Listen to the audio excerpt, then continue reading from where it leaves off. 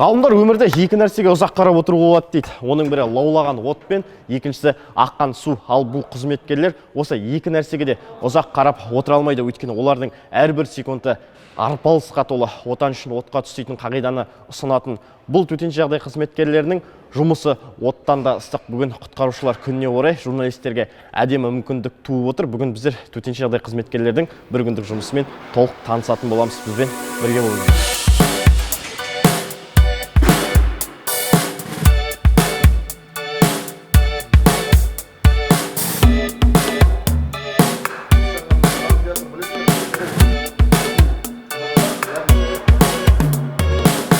Дәл осы жерде 4 қабатты үйге өрмелеу жұмыстары мен оқу жаттығуларын бізге көрсеткен болатын. Біз әскерилердің төтенше жағдай қызметкерлерінің формасын киіп, тым болмағанда бірінші этажға көтеріліп көрейін жатырық. Бұл жердің өзінде көтерілмек түгіл, мына ауыр киімнің өзін көтеру қиын болып тұр. Бірақ сонда да попытка не пытка.